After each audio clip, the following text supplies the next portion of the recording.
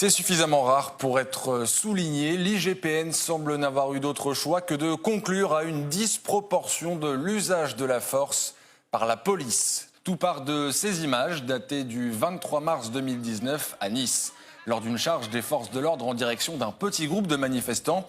Geneviève Leguet, 73 ans, drapeau pacifiste en main, chute lourdement. Elle sera hospitalisée avec des côtes cassées et des fractures au niveau du crâne. À l'époque, l'affaire fait grand bruit au point qu'Emmanuel Macron est invité à réagir. Ces mots ne vont pas calmer les esprits.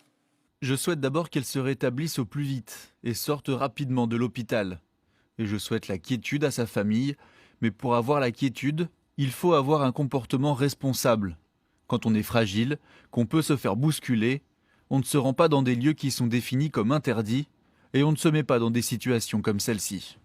Pour les manifestants, le cas de Geneviève Leguet illustre ce qu'ils dénoncent depuis des mois, un usage parfois disproportionné de la force lors du maintien de l'ordre en manifestation. Cette thèse, longtemps réfutée par les autorités, vient d'être approuvée par l'IGPN qui vise notamment l'homme à la manœuvre lors de cette charge, le commissaire divisionnaire Rabah Souchi.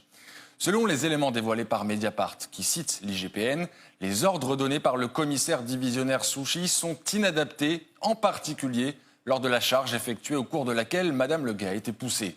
Un désaveu pour le commissaire divisionnaire, lui, qui a défendu ses agissements par une obligation des résultats et par, je cite, une situation qui se tendait. Pour en attester, le commissaire fait état de manifestants qui chantaient la Marseillaise et refusaient de quitter les lieux. Une caractérisation de tension croissante qui ne semble pas partagée par un capitaine de gendarmerie. Dans ce rapport dévoilé par Mediapart, Rabah Souchi est présenté comme particulièrement nerveux, notamment parce que le capitaine de gendarmerie en question refuse de lancer une charge contre une foule qu'il qualifie de calme. Il indique à son collaborateur proche de lui qu'un capitaine de gendarmerie refuse ses ordres. Je ne dis rien. Je n'ai pas envie de me confronter à un individu qui ne se maîtrise plus et qui devient même presque dangereux. Dans ce même rapport, le capitaine de gendarmerie revient sur la charge des policiers qu'il observe de près. Lui aussi parle de disproportion.